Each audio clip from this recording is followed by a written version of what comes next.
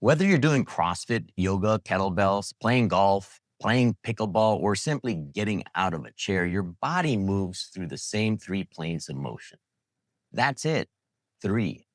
And once you understand those three planes, you can begin looking at workouts in a completely different way. Instead of asking only, is this workout hard? You can start asking, is this workout preparing my body to move in all three ways my life requires? Because a workout can be difficult, exhausting, and even burn a lot of calories without being complete. Today, I'm going to show you the three planes of human movement, give you examples, and help you identify which one your current workout may be neglecting. I'm Ed Slonsky, the old personal trainer, and this is part two of my Stop Program Hopping series. In the first episode, we talked about why the most important question isn't, what's the best workout? The better question is, what's the best workout for my body, my situation, my life? And to answer that question, we first need to understand the body that will be performing the workout. So today, we're starting with the foundation, how the human body moves. When people first hear the terms sagittal, frontal, and transverse, the subject can sound much more complicated than it really is. So let me give you an easy way to visualize it. Imagine that your body is surrounded by three imaginary walls, or three large sheets of glass. Each wall divides your body in a different direction. Those imaginary divisions help us describe the three planes of movement. You don't have to memorize a complicated anatomy textbook. You only need to remember forward and backward, side to side, and rotation. So let's look at each one. The first is the sagittal plane. This is where your body performs movements that generally travel forward and backward. Think about walking, running, squatting, performing a forward lunge, climbing stairs, or doing a bicep curl. Most traditional gym programs include a lot of sagittal plane movement. Squats, deadlifts, chest presses, rows, curls, walking on a treadmill. And there's nothing wrong with that. These movements are important. The sagittal plane is involved in many of the activities we perform every single day. But here's where the problem begins. Because sagittal movements are familiar and easy to program, some people spend almost all of their training time moving forward and backward. Meanwhile, the other two planes receive very little attention. And life doesn't happen only in a straight line. Now, the second is the frontal plane. This involves side-to-side movements. Think about jumping jacks, a lateral raise, a side lunge, stepping sideways over an object, or shuffling across a tennis or pickleball court. You also use the frontal plane when you balance on one leg. Your body has to resist collapsing sideways and keep you stable. That's all in the frontal plane. This is especially important during walking, running, climbing stairs, hiking, and almost every recreational sport. Let's use pickleball as an example. The ball doesn't always arrive directly in front of you. Sometimes you have to step side or shuffle side to side.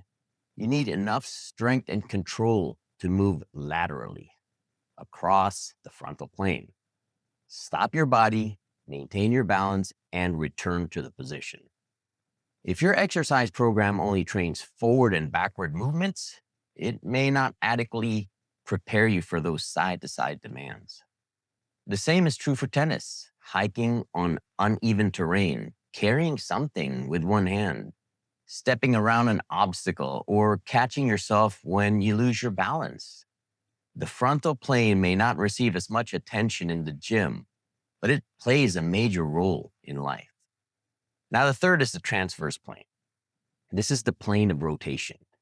Think about swinging a golf club, hitting a tennis ball, throwing something, turning to look behind you, reaching onto the back seat of your car, or rotating as you get in and out of a vehicle. These are all examples of transverse plane movement. Rotation is especially important because many sports and everyday activities require force to travel through the body. A golf swing doesn't come only from your arms. The movement travels through the feet, the legs, the hips, the torso, and then into to the arms, and then the club. All transverse plane. The same is true when hitting a tennis ball or throwing. Your body has to create rotation, but also needs to control rotation. And the second part is often overlooked. Your core muscles don't only help you twist, they also help you prevent too much twisting when stability is required. That means a complete program may include exercises that create rotation exercises and exercises that teach your body to resist unwanted rotation. Now, here's an important point.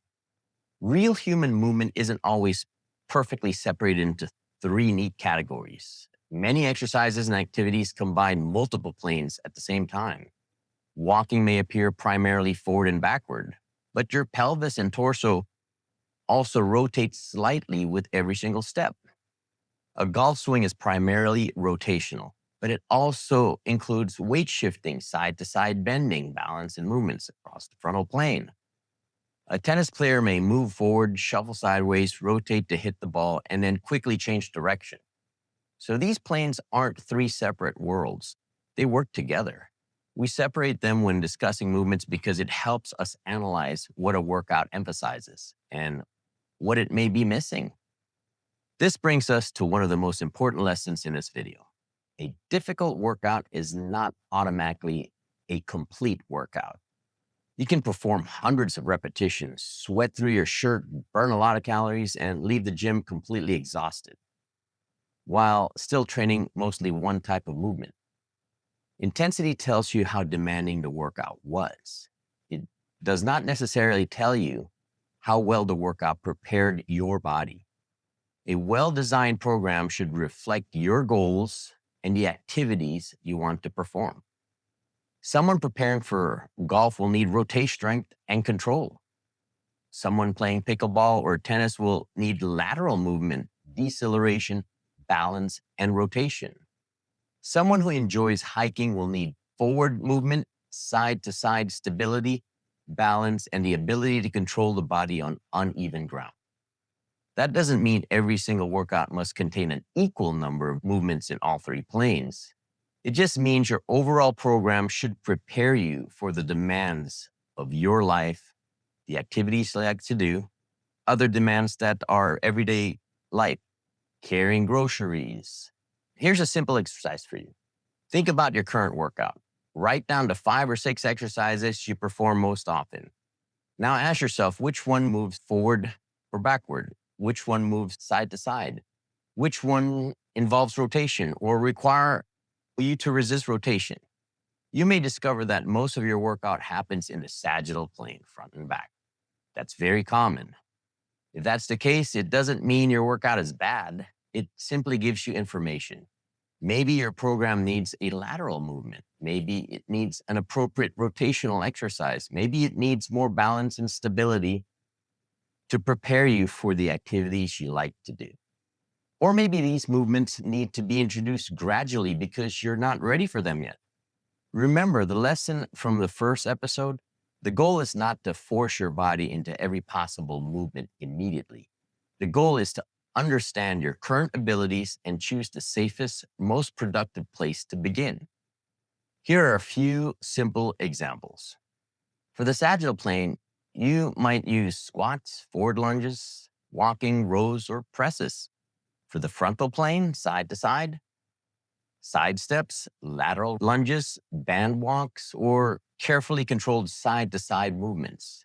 And for the transverse plane, a controlled cable rotation, a medicine ball rotation and throw, and a golf specific turning drill, or an anti-rotation exercise where your core resists being pulled to one side. Carries, for example. The correct exercise depends on your experience, movement quality, physical limitations, and goals. You don't add an exercise simply because it belongs to a particular plane. You choose the version that your body can perform safely and effectively. So here's the main takeaway. Your body moves through 3 planes: the sagittal plane, forward and backward, the frontal plane, side to side, and the transverse plane, rotation. Every exercise, sport, and daily activity uses one or more of those planes. And when you understand them, you can begin evaluating a workout based on more than how difficult it looks. You can now ask, does this program prepare me for the movements I actually need? Which plane am I training most often? And which one I might be neglecting? Let me know in the comments which plane you believe your current workout emphasizes most. Now that we have an understanding the directions the body moves, the next question is what actually creates and controls these movements? That's where muscle action comes in. In the next episode, we'll look at how muscles lift a weight, lower and control it, hold your body in place, and produce explosive movements. And once you understand those actions, you'll have a much clearer idea of what different workouts are really asking your muscles to do. Plus, it may give you some new ideas of how to enhance your current exercise programming. If you'd like to begin examining your own starting point, my Fitness Baseline GPT is linked in the description below. It will guide you through questions about your goals, current activity, movement limitation, cardiovascular capacity, flexibility, and general exercise readiness. And if you need further assistance in exploring and starting an exercise program, email me or leave a comment. I would be more than happy to get you started. Remember, if you have pain, an injury, a medical condition, or concerns about starting exercise, speak with an appropriate qualified healthcare professional before beginning a new program. My name is Ed Slonsky, the old personal trainer, and I'll see you in the next video.